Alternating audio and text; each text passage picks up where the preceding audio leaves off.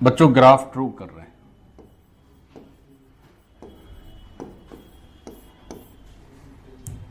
Graph 2 में भी उसी तरह से आर वर्सेस टी या एस वर्सेस टी एक ग्राफ ड्रॉ कर रहे हैं।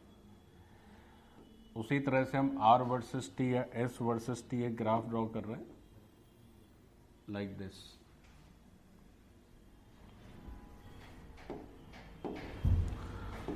तो ये एस है और ये है अपना टी। सीखो।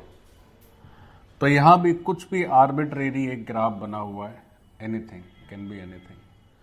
अब आपसे कोई कहे कि ऐसा करिए कि सर हमारा जो मोशन है, तो आप मोशन को के उस पार्ट को कंसीडर करें जो ए से बी तक है, जो पॉइंट ए से बी तक का मोशन है। अच्छा, ये ग्राफ जरूर ध्यान से समझें कि ये पार्टिकल का पाथ नहीं है, पार्टिकल इस रास्ते पे नहीं चल रहा है। ये ग्राफ बता रहा है कि समय के साथ साथ आपका डिस्प्लेसमेंट का मैग्नीट्यूड कैसे कैसे बढ़ रहा है, ये बता रहा है। ये ग्राफ हमें बता रहा है कि समय के साथ साथ डिस्प्लेसमेंट का मैग्नीट्यूड कैसे बढ़ रहा है, ये बता रहा है। तो समय के साथ साथ डिस्प्लेसमेंट बढ़ता चला जा रहा है। नीचे करते तो घटता भी है ना, सीधा भी हो सकता है, कैसा भी हो सकता है। अब बात ये हुई कि सर आप ये बताएं कि जब पार्टिकल का जो मोशन है उसको अगर हम पॉइंट ए से पॉइंट बी के बीच को कंसीडर करें, या आप ऐसे भी कह सकते हैं कि मान लीजिए कोई समय, कोई टाइम था। बच्चों इसको एक और अच्छे और आसान तरीके से आपको मैं समझाता हूं। सर मान लीजिए हमारा पार्टिकल टाइम t1 तक ट्रेवल करने के बाद उसका डिस्प्लेसमेंट से r1 था। मैग्नीट्यूड कितना था डिस्प्लेसमेंट का? r1 था। फिर क्या हुआ कि थोड़ी देर तक वो चलता रहा, तब तक टाइम t2 आ गया। तो t2 तक चलने के बाद हमारे पार्टिकल का जो डिस्प्लेसमेंट है वो r2 हो चुका है। हमारे पार्टिकल का जो डिस्प्लेसमेंट है वो r2 हो चुका है। अच्छा, अब ये है हमारा ओरिजिन। तो t1 पर हमारे पार्टिकल का डिस्प्लेसमेंट r1 है और t2 पर हमारे पार्टिकल का डिस्प्लेसमेंट r2 है। तो अब आप ये बताइए सर कि टाइम t1 से t2 के बीच में हमारे पार्टिकल की एवरेज वेलोसिटी कितनी है? क्या पूछा है? टाइम t1 से t2 के बीच में हमारे पार्टिकल की एवरेज वेलोसिटी बताइए आप कितनी है ना। तब क्वेश्चन पूछा जाए कि साहब average velocity of particle in duration t1 to t2। इस पर क्वेश्चन मार्क है। क्या ग्राफ से देख के ये बताया जा सकता है? बताया जा सकता है। कैसे बच्चों, उसी को कैसे बताया जा सकता है? तो अगर हम आपसे ये पूछें कि जो डिस्प्लेसमेंट का मैग्नीट्यूड है इस सिचुएशन में, तो डिस्प्लेसमेंट का मैग्नीट्यूड कितना होना चाहिए? तो आप कहेंगे इनिशियल डिस्प्लेसमेंट सर r1 है, फाइनल डिस्प्लेसमेंट r2 है। अब फोटो में तो दिख रहा है कि इनिशियल डिस्प्लेसमेंट कम है, फाइनल डिस्प्लेसमेंट ज़्यादा है, तो ज़्यादा में से कम घटा दो। अगर फोटो ना बना के दें तो एक मॉड लगा दो। मॉड का मतलब क्या है? अपने आप जो बड़ा है उसमें से छोटा घट जाएगा। ये चिंता करने की ज़रूरत नहीं है कि r1 बड़ा है कि r2 बड़ा है। बच्चों यही तो होता है कि नहीं होता? मॉड के अंदर 5 में से 3 घटाओ या 3 में से 5 घटाओ, बात बराबर ही है। तो यहाँ तो फोटो में नज़र आ रहा है ना कि r1 छोटा है और r2 बड़ा है। ये छोटी वैल्यू है, बड़ी वैल्यू। अगर फोटो ना भी हो तो भी कर सकते हैं। फिलहाल हम फोटो को यूज़ करके कर रहे हैं।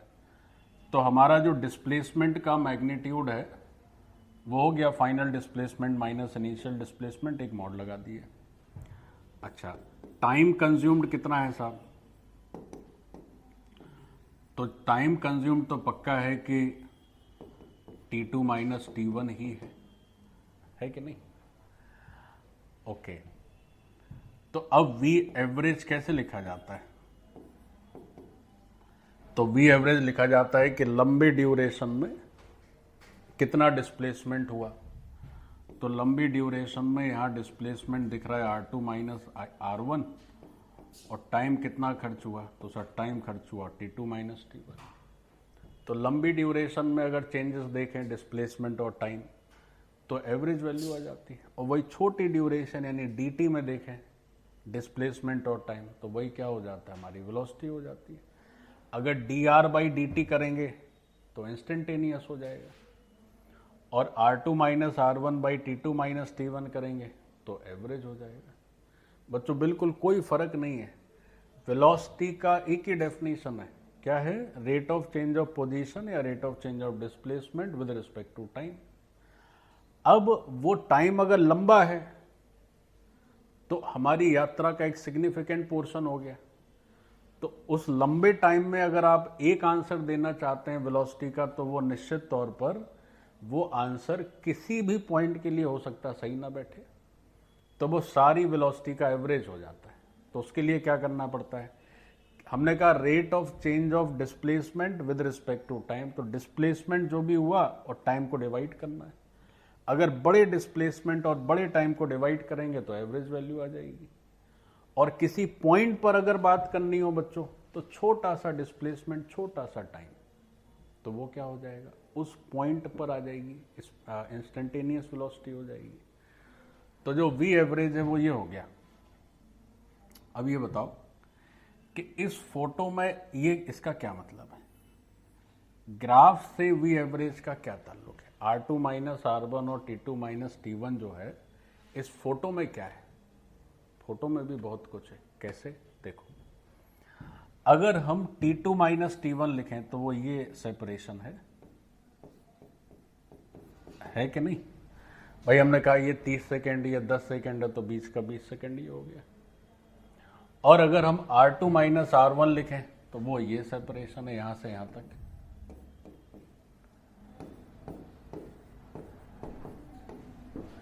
ये बच्चों R2 माइनस R1। ध्यान दो, एक लाइन खींचो जो इस पॉइंट को ज्वाइन करे इस पॉइंट से। सीखो जी, एक लाइन खींच रहे हैं जो इसको यहां से पॉइंट्स ए और बी को ज्वाइन कर रही है, ठीक है। अब आप क्या करिए, इस ए से एक्स एक्सिस के पैरेलल एक लाइन सेगमेंट ड्रॉ कर दीजिए, और ये जो एंगल है say that is theta in anti clockwise sense. तो सबसे पहली बात, ये लाइन ए बी क्या है? क्या ये टेंजेंट है कर्व के लिए? क्या एस वर्सेस टी ग्राफ का ये टेंजेंट है क्या? नहीं। ये क्या है बोलो बच्चों? ये कॉर्ड है, शुद्ध भाषा में कॉर्ड है, थोड़ी सी साइंटिफिक भाषा में कह लें तो सेकंड है। कॉर्ड कहो या सेकंड कहो। अब इस कॉर्ड का स्लोप कितना है? tan theta. तो अगर आपसे पूछें कि स्लोप ऑफ कॉर्ड बताइए साहब, पूछा जाए कि स्लोप बताइए कॉर्ड का, तो slope of chord is equal to tan theta. अरे जरा tan थीटा की वैल्यू तो देखो कितनी है। परपेंडिकुलर कितना है बोलो? R2 माइनस R1, और बेस क्या है बोलो? तो T2 माइनस T1। तो यही तो हमारा एवरेज वेलोसिटी है। देखो, R2 माइनस R1 और T2 माइनस T1 का रेशियो ही तो एवरेज वेलोसिटी है। तो क्या सीखे? हमने सीखा कि अगर R वर्सेस T ग्राफ है या S वर्सेस T ग्राफ है, जहां R और S क्या है? डिस्प्लेसमेंट का मैग्नीट्यूड है, तो टेंजेंट का स्लोप करने से क्या निकलेगा बोलो बच्चों? Instantaneous velocity. और कॉर्ड का स्लोप करने से क्या निकलेगा? Average velocity.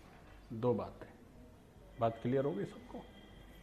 तो S वर्सेस T या R वर्सेस T के ग्राफ में टेंजेंट का स्लोप क्या है? Instantaneous velocity. और कॉर्ड का स्लोप क्या है? Average velocity. लिखिए इस बात को, लिखिए, पहले सारा नोट कर लीजिए। तो S वर्सेस T ग्राफ की बात हो या R वर्सेस T ग्राफ की बात हो, ठीक है,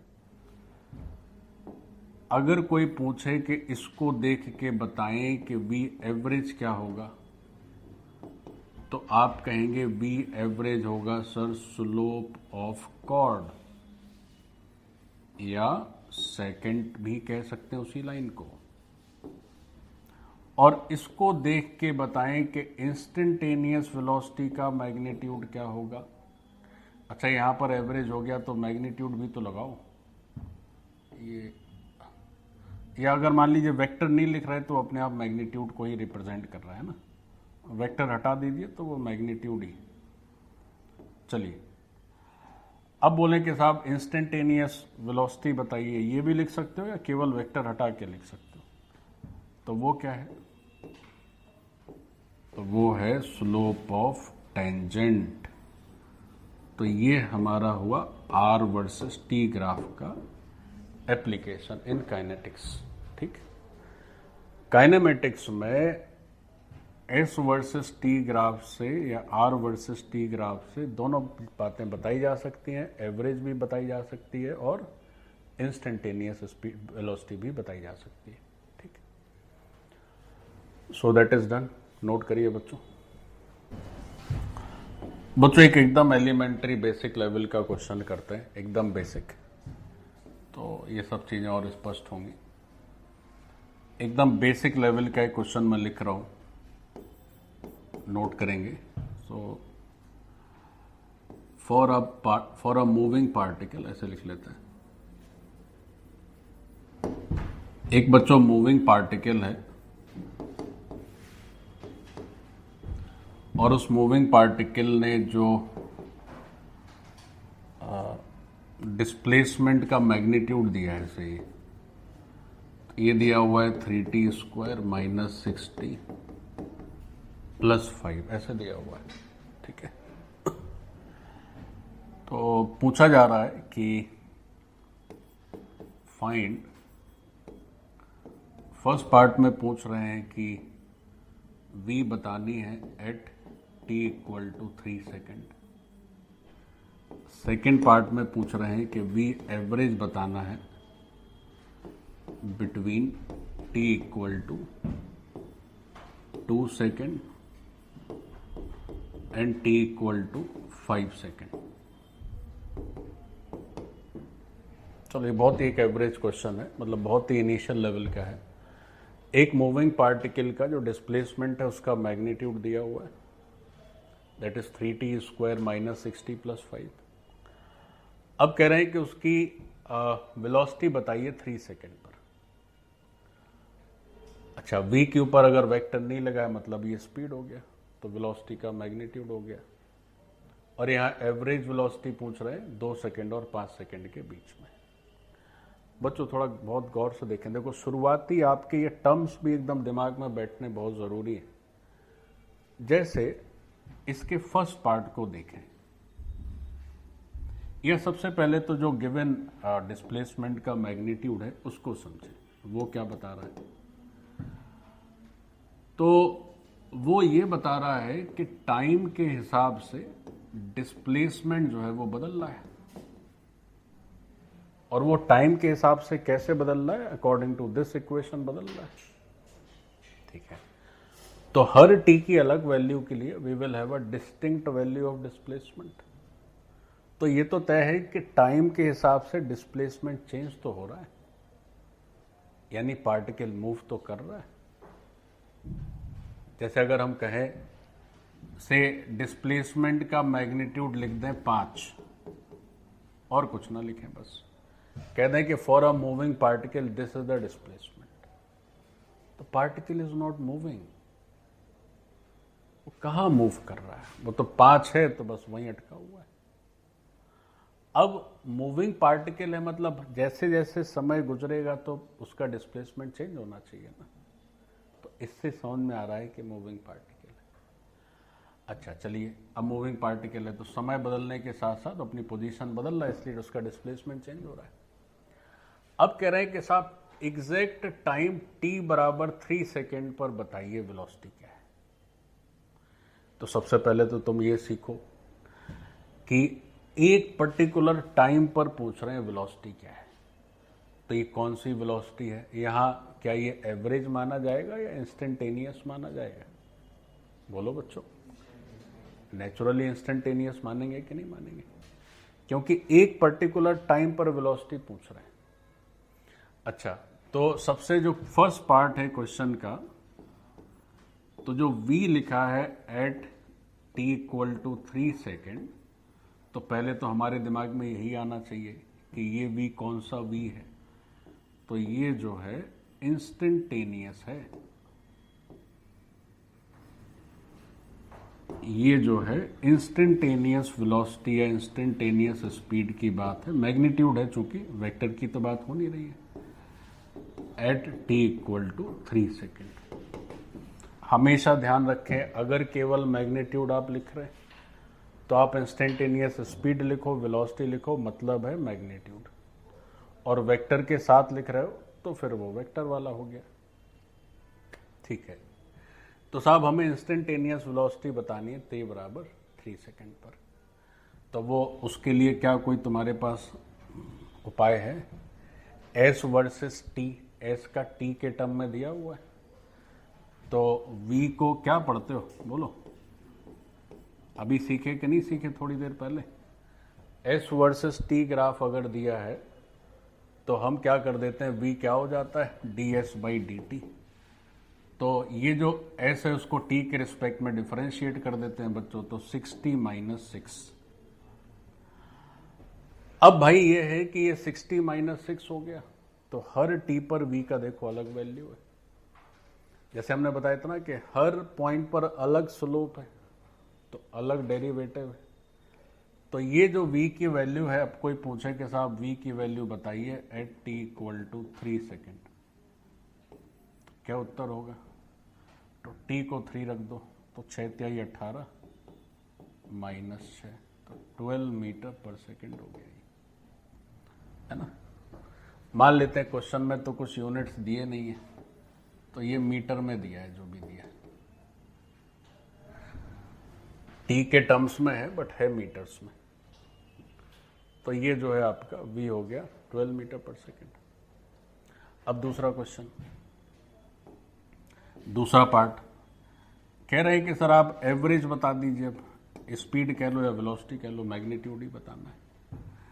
तो अगर v एवरेज बताना है तो क्या करना है, तो हमें करना है कि पहले तो ये बताना है कि t इक्वल टू 2 तक कितनी दूरी तय हुई, और फिर t इक्वल टू 5 सेकेंड में कितनी दूरी तय हुई, तो नेट डिस्प्लेसमेंट और डिवाइडेड बाय नेट टाइम। तो देखो बच्चों गौर से समझो, s की वैल्यू बतानी है t इक्वल टू 2 पर, तो t को 2 रख दीजिए, तो 3, 2 का स्क्वायर 4 माइनस 6 इंटू 2 प्लस 5। अच्छा, यहाँ मैग्नीट्यूड भी लगा दीजिए, मॉड लगा दिए, जो बड़ा होगा उसमें से छोटा घट जाएगा, तो 4 तिहाई 12 और 12, तो ये 5 ही मीटर आया। तो इसका मतलब ये हुआ कि हमारा जो पार्टिकल था 2 सेकेंड में 5 मीटर चल पाया। फिर बच्चों हमारा जो पार्टिकल है वो देख लो 5 सेकेंड तक कितना दूर चल पाया।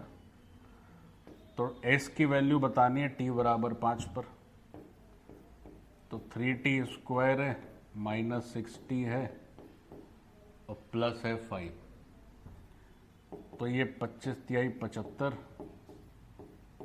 30 और 5, 80 में 30 गए तो ये बचे 50 मीटर, है ना।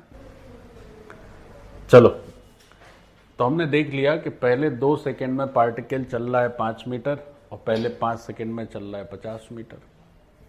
तो कुल कितनी डिस्टेंस उसने ट्रेवल किया, कुल कितना उसका जो है डिस्प्लेसमेंट रहा, उसका मैग्नीट्यूड, तो 50 माइनस 5। और यहाँ पे मैंने T2 लिख दिया, ठीक कर दो। तो T2 माइनस T1 है, तो टाइम कितना है जी? 3 माइनस 2, नहीं सॉरी 5 माइनस 2, यही ना? तो 5 माइनस 2 कर दीजिए। So this is 45/3 means 15 metre per second. तो ये जो आंसर है 15 मीटर पर सेकेंड, ये वी एवरेज का आंसर है। और जो 12 मीटर पर सेकेंड है बच्चों,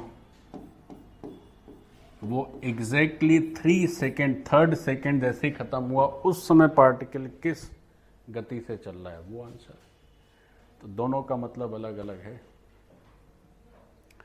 अब एक बात, आखिरी बात और समझते हैं, फिर कंक्लूड करते हैं। ये वी एवरेज की वैल्यू 15 मीटर पर सेकेंड है, गौर से देखिए। तो इसका ये मतलब है कि अपनी इस यात्रा में जो 2 सेकेंड से 5 सेकेंड यानी कुल 3 सेकेंड का जो ड्यूरेशन है, इस यात्रा में ये पार्टिकल कभी 15 मीटर पर सेकेंड से ज़्यादा की स्पीड पे भी चला होगा और कभी उससे कम की स्पीड पे भी चला होगा। सारी स्पीड का एवरेज कर रहे हैं तो ये आ रहा है कि नहीं? तो ये जो है एवरेज स्पीड है और ये pin point t equal to 3 second पर स्पीड है। तो ये कैसे आई? ds/dt यानी क्या है बोलो बच्चों? ये है स्लोप ऑफ टेंजेंट। और ये क्या है बोलो? Slope of chord. दोनों बातों का ध्यान रखना है, ठीक? तो आज के लिए इतना ही काफ़ी, ठीक है? आज के लिए इतना ही काफ़ी, आज के लिए